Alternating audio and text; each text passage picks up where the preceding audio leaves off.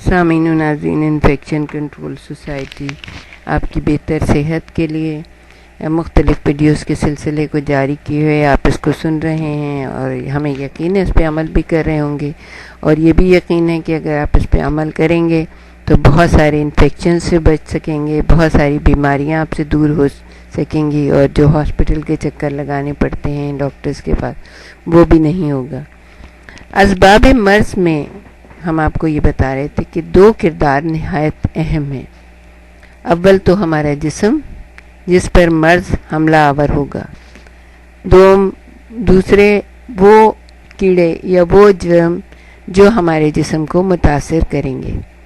اگر جسم کمزور یا نحیف ہے تو معمولی سے کیڑے بھی، معمولی سے جراثیم بھی بہت بڑے مرض کا باعث بن جاتے ہیں۔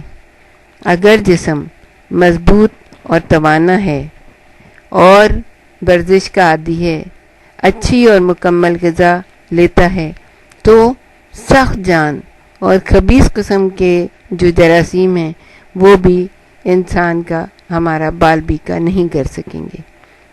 اس لیے عموماً یہ کہا جاتا ہے کہ دیکھیں، جو انسان کمزور ہوتا ہے نا، نزلہ اسی کو آ کے پکڑتا ہے، فلو اسی کے اوپر آ کے حملہ کرتا ہے۔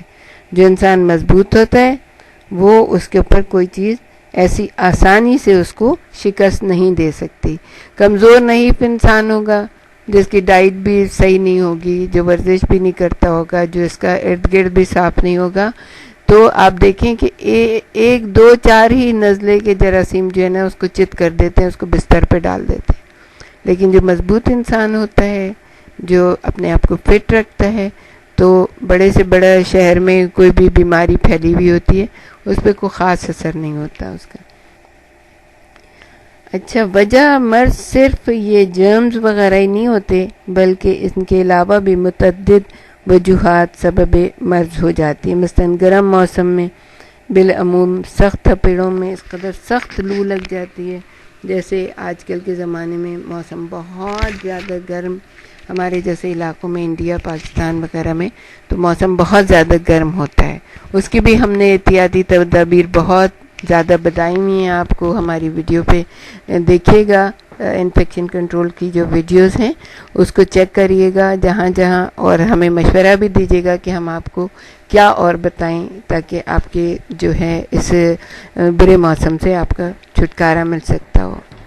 بعض دفعہ ایسا ہوتا ہے کہ وہ سخت لو لگ گئی تو انسان موت کے کنارے پہنچ جائے۔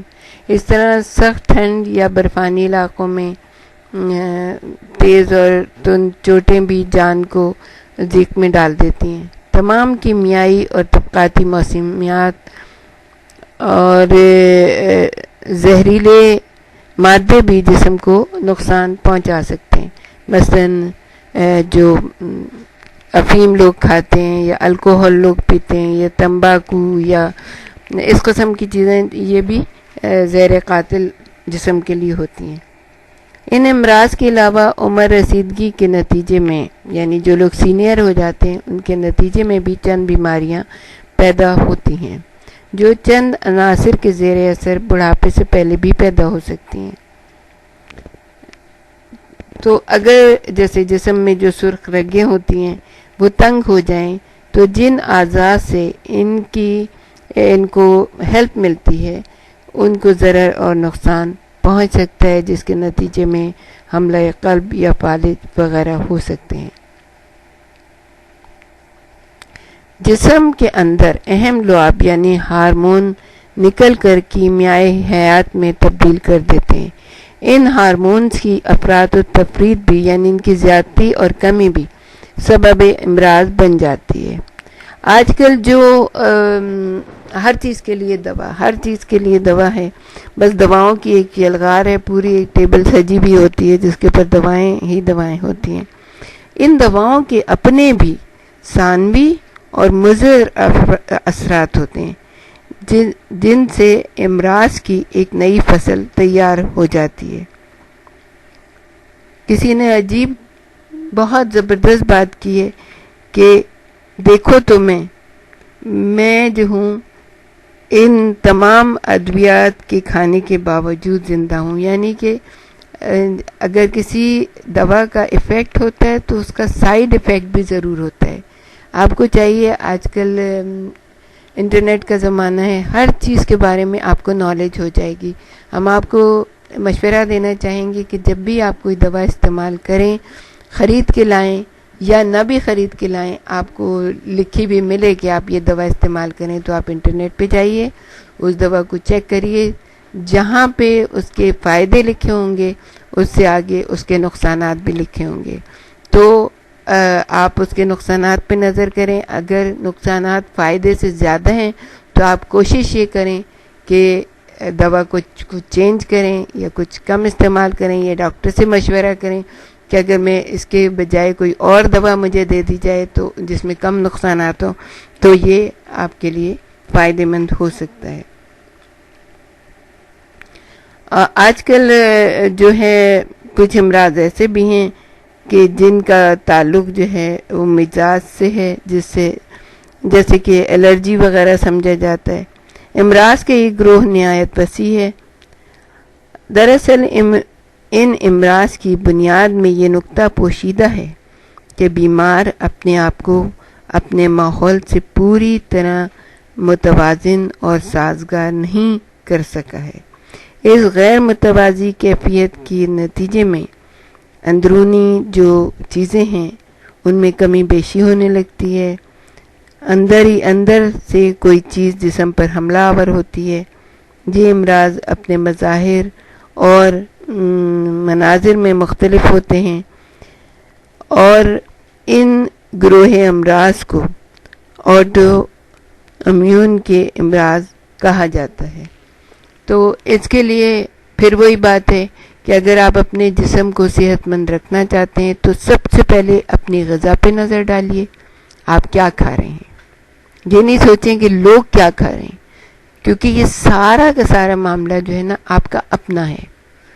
آپ کے گھر میں کیا کھایا جاتا ہے، لیکن آپ خود کیا کھا رہے ہیں، آیا وہ آپ کے لیے فائدہ مند ہے یا نہیں ہے. آپ کا جسم دوسروں سے مختلف ہے، آپ کی باڈی دوسروں سے مختلف ہے، تو جو آپ کھائیں گے وہ آپ کی باڈی کو لگے گا. تو آپ یہ دیکھیں کہ آپ کیا کھا رہے ہیں، آیا وہ آپ کے لیے فائدہ مند ہے یا نہیں ہے. کہیں اس میں زیادہ چربی تو نہیں، کہیں اس میں زیادہ شکر تو نہیں، کہیں اس کے اندر ایسے کوئی مادے تو نہیں ہیں کہ جو آپ کے جسم کو نقصان پہنچا سکیں گے. میدا تو زیادہ نہیں کھا رہے آپ، یہ دیکھیے. پھر اس کے بعد یہ دیکھیے کہ آپ اپنا وقت کہاں صرف کر رہے ہیں. زیادہ وقت بیٹھے بیٹھے تو نہیں گزار رہے آپ. ورزش بھی ہوتی ہے، تھوڑی سی واک بھی ہوتی ہے، چہل قدمی ہوتی ہے یا نہیں ہوتی ہے، یا بس جو جا کے اپنے آفس میں کرسی پہ بیٹھ گئے تو پھر اس کے بعد اٹھ کے آئے اور گھر آ کے ٹی وی کے سامنے پاؤں پھیلا کے بیٹھ گئے اور بس کچھ نہیں کرنا. تو ایسے میں تو پھر صحیح نہیں ہوگا نا. پھر آپ کو خود ہی غور کرنا پڑے گا کہ آپ اس میں کیا کیا چینجز لائیں تاکہ آپ کا جسم جو ہے نا فعال رہے اور آپ ایک لمبی عمر اور صحت مند اپنے قوم کے لیے، اپنے معاشرے کے لیے، اپنے گھر والوں کے لیے رہیں. تو اپنے ٹائم کو ڈیوائڈ کریں، اپنے غذا کو دیکھیں اور اس کے بعد اپنے ارد گرد کی صفائی، اپنے جسم کی صفائی، اپنے ہاتھوں کی صفائی، اس چیز پہ نظر ڈالیں. اپنی جسمانی صحت، ذہنی صحت کی طرح خاص طور پہ سکون ہے آپ کو یا نہیں ہے، یہ بھی ضرور دیکھیے. جس چیز سے آپ کو سکون ملتا ہے، بعض لوگوں کو اسٹڈی کرنے سے، کوئی اچھی بک پڑھنے سے سکون ملتا ہے، وہ اپنے لیے ٹائم ضرور نکالیں، چاہے 20 منٹ نکالیں لیکن اپنے لیے ٹائم نکالیں کچھ پڑھنے کے لیے. اگر لوگوں کو خاموشی میں سکون ملتا ہے تو کچھ دیر کے لیے اپنے آپ کو خاموشی کے حوالے کر دیں. لوگوں کو پارک میں جا کے بیٹھ کے سکون ملتا ہے تو تھوڑی دیر کے لیے پارک چلے جائیں، چھوٹے چھوٹے بچوں کو دیکھیں ہنستے کھیلتے، وہاں جاگنگ کریں، واک کریں. اپنے لیے ٹائم نکالیے، آپ پلیز اپنے لیے ٹائم نکالیے. بہت زیادہ صحتیں خراب ہو چکی ہیں کیونکہ لوگ صرف دوسروں کے لیے جیتے ہیں، اپنے لیے نہیں جیتے.